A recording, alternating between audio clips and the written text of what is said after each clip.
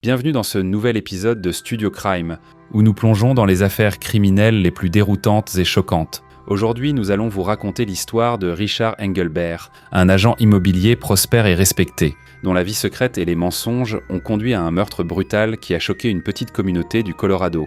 Richard Engelbert, âgé de 48 ans, était ce qu'on pourrait appeler l'archétype de la réussite. Il vivait dans la charmante ville de Littleton, Colorado, un lieu tranquille où tout le monde se connaît. Dans cette ville, Richard n'était pas un inconnu. En tant qu'agent immobilier, il s'était forgé une réputation solide, reconnue pour son professionnalisme, son charisme et son approche attentionnée avec ses clients. Les gens le respectaient, l'appréciaient et certains l'enviaient même pour son succès apparent. Il était marié à Wendy, une femme intelligente et accomplie, directrice d'école qui partageait sa vie depuis plus de 10 ans. Ensemble, ils formèrent un couple modèle, représentant aux yeux de tous l'image d'une vie parfaite. Une belle maison, des carrières florissantes et une famille recomposée où régnait, en apparence, l'harmonie. Wendy avait un fils d'une précédente union, Harrison, âgé de 22 ans, que Richard avait accepté comme son propre enfant. Le couple Engelbert menait une vie enviable, du moins en surface. Richard roulait dans une luxueuse voiture noire arborant fièrement une plaque d'immatriculation personnalisée,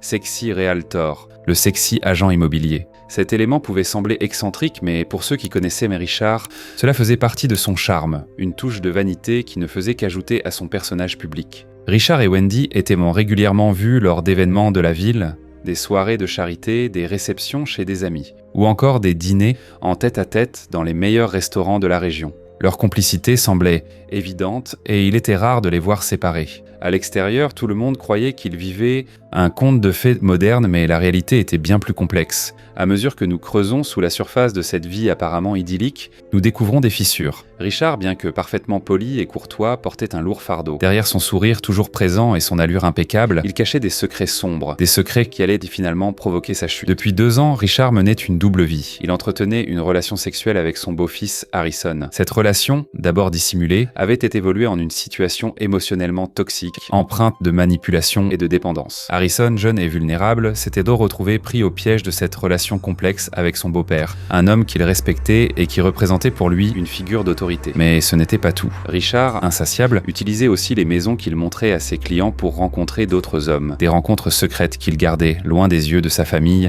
et de la communauté. Il exploitait son statut d'agent immobilier pour ses escapades clandestines, profitant de l'intimité des maisons vides pour satisfaire ses désirs. Ces secrets pesaient devant assez lourd sur Richard. Le stress de mener une double vie, de jongler entre sa façade publique et ses activités secrètes, commençait à l'affecter profondément. À l'extérieur, il maintenait l'image d'un homme en contrôle, mais à l'intérieur, il était consumé par la peur d'être découvert. Chaque jour, il vivait dans la crainte que ses mensonges ne soient démasqués, que sa réputation ne soit ruinée, que son mariage ne s'effondre. Pour Wendy, les signes étaient là, mais trop subtils pour qu'elle les interprète correctement. Richard rentrait souvent tard du travail, prétextant des réunions ou des visites de dernière minute. Il semblait parfois distant, préoccupé, mais chaque fois qu'elle le questionnait, il trouvait une excuse crédible. Elle voulait croire en son mari, en l'homme qu'elle avait épousé, alors elle écartait ses doutes, les mettant sur le compte du stress au travail. Puis vint ce jour fatidique du 27 juin 2014. Ce jour-là, Wendy, qui travaillait habituellement tard, rentra chez elle plus tôt que prévu. Elle avait décidé de surprendre Richard avec un dîner spécial, une manière de raviver leur flamme, de passer un moment de qualité ensemble. Mais lorsqu'elle franchit la porte de leur maison,